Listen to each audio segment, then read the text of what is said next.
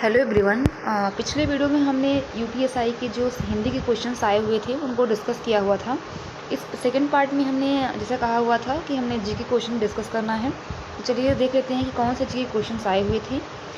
Start करते हैं। ये नवंबर का पेपर है जो कि 2021 में हुआ है और जिसकी भी वैकेंसी हाल ही में ख़त्म हुई है। तो अगर हम बात करें इस क्वेश्चंस की, तो पहला क्वेश्चन पूछा गया था, निम्नलिखित में से कौन सा वर्ड्स केशवानंद भारती बनाम केरल राज्य से संबंधित है। तो ये काफ़ी पॉपुलर क्वेश्चन है जिसका आंसर 1973 बिल्कुल सही है। नेक्स्ट क्वेश्चन है, किस वर्ष राष्ट्रीय विकास परिषद ने बलवंत राय मेहता समिति की सिफारिशों को स्वीकार किया था। इसका सही आंसर है 1958 में। देखिए बलवंत राय मेहता समिति जो 1957 थी और इसको स्वीकार किया गया था 1958 में। इसका सही आंसर है। नेक्स्ट क्वेश्चन देखें तो भारतीय संविधान के अनुच्छेद 280 के तहत किसकी स्थापना की गई है। तो ये जो है बात करें तो वित्त आयोग की अगर बात करें तो ये आर्टिकल आपका 280 में आपका वर्णन इसका किया गया है। निम्नलिखित में से किसने अकबरनामा लिखा था। तो काफ़ी ये भी नॉर्मल क्वेश्चन था। अबुल फजल ने अकबरनामा को लिखा हुआ था।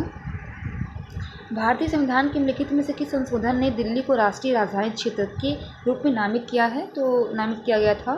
तो इसका सही आंसर है जो आपका 69वां संशोधन अधिनियम था, उसके तहत जो दिल्ली है उसको राष्ट्रीय राजधानी क्षेत्र एनसीटी के रूप में नामित किया गया था। नेक्स्ट क्वेश्चन है, 239A आर्टिकल जो है किससे संबंधित है। ये जो आर्टिकल है जो है ये दिल्ली की एनसीटी से ही संबंधित है। मेनका गांधी मामले में 1978 में सुप्रीम कोर्ट ने क्या फैसला सुनाया था। तो अगर इसकी हम बात करें तो ये जो सुप्रीम कोर्ट ने कानून की उचित प्रक्रिया के बारे में इस फैसला सुनाया हुआ था। ऑप्शन पहला बिल्कुल सही है। नेक्स्ट क्वेश्चन है, बिना लाइसेंस की गाड़ी चलाने पर कितना जुर्माना है। तो आपको पता होगा ये बढ़ करके अब जो है 5000 रुपये हो गया है। मीराबाई चानू ने टोक्यो ओलंपिक 2020 से निम्नलिखित में से किस श्रेणी के खेल में रजत पदक जीता है। इसका सही आंसर है 49 किलोग्राम वर्ग में भारोत्तोलन में उन्होंने रजत पदक जीता हुआ है।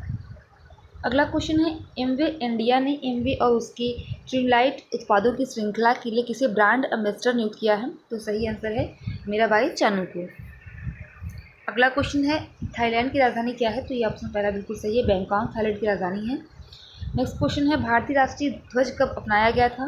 तो ये जो है 22 जुलाई 1947 को इसको अपनाया गया था।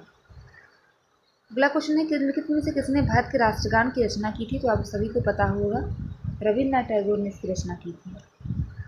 अगला क्वेश्चन है, भारत के संविधान का मूल दस्तावेज किसके द्वारा हस्तलिखित किया गया था। तो ये बिल्कुल सही ऑप्शन है, प्रेम बिहारी नारायण रायदा के द्वारा इसको जो है हस्तलिखित किया गया था।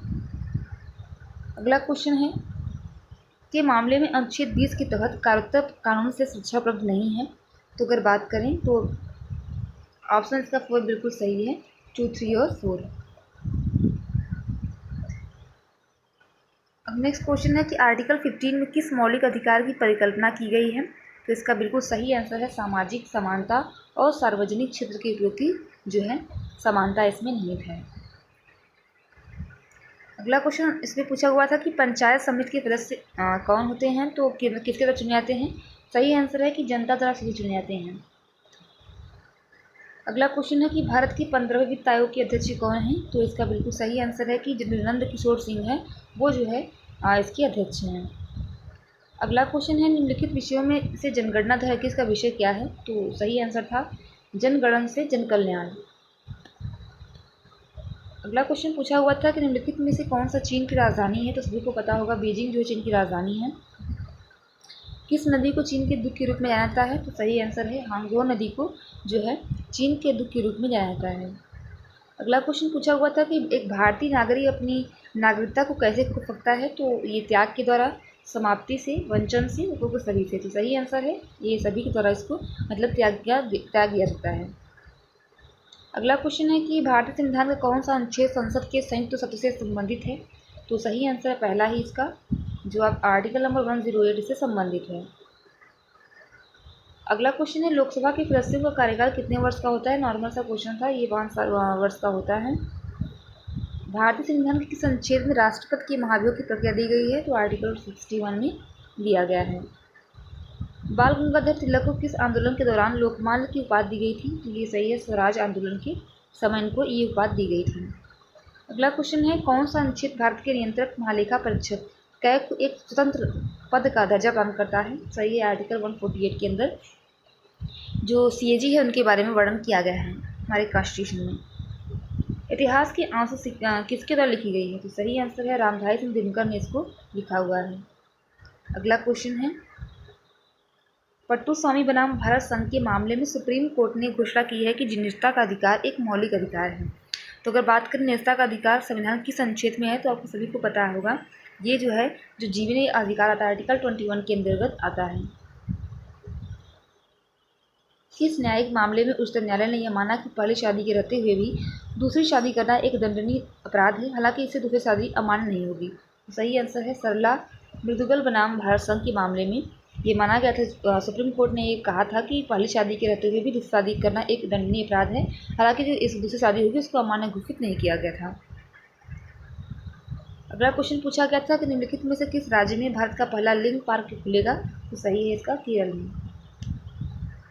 नेक्स्ट क्वेश्चन पूछा गया था कि नवजोत सिंह जौहर व अन्य बनाम भारत संघ इस मामले में सर्वोच्च न्यायालय ने इसे संबंधित महत्वपूर्ण निर्णय दिया। तो सही आंसर है इसका समलैंगिकता के मामले में इसमें दिया गया था निर्णय।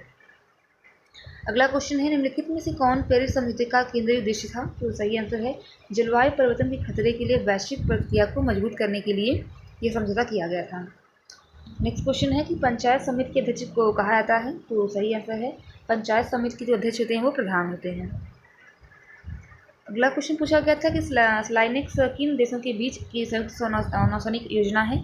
जो स्लाइनेक्स है वो भारत और श्रीलंका के बीच होने वाला युद्धाभ्यास है। अंतर्राष्ट्रीय मुद्रा कोष IMF का मुख्यालय कहाँ पर है? तो ये है आपका वाशिंगटन DC में। अगला क्वेश्चन पूछा गया था किसी व्यक्ति को गलत तरीके से कैद करने के प्रयास में हमला या आपराधिक बल का प्रयोग IPC की धारा किस धारा के तहत किया जाता है? तो सही है धारा 357 के तहत। अगला क्वेश्चन पूछा गया था कि निम्नलिखित में से किसने भारतीय संसद को 24वें संशोधन विधेयक को अधिनियम करने के लिए प्रेरित किया था? सही है गोलकनाथ केस में। भारत के सर्वोच्च न्यायालय की संवैधानिक पीठ ने निम्नलिखित निर्णयों में कौन सा विरलों में विरलतम सिद्धांत के तहत सबसे पहला मृत्युदंड था? तो सही आंसर है वचन सिंह बनाम पंजाब राज्य। मतलब कि विरलों में विरलतम मतलब कि हमारे जो कॉन्स्टिट्यूशन में जो एक मृत्युदंड देने की जो प्रक्रिया है वो मतलब कहा गया कि विरलों में विरलतम है, मतलब बहुत ही कम केस में कोशिश की जाती है कि दी जाती है। संविधान के अनुच्छेद 51 में शामिल है। तो अगर हम बात करें 51 की तो इसमें क्या है, नागरिकों के मूल कर्तव्य इसमें शामिल किए गए हैं। ये कुछ क्वेश्चंस थे जो कि जीके से आए हुए थे, और अगले जो वीडियो में हम आप देख सकते हैं मैथ के क्वेश्चन को हम डिस्कस करेंगे। तो वीडियो पसंद आए तो प्लीज़ वीडियो को लाइक और चैनल को सब्सक्राइब जरूर करिएगा। Thanks for watching.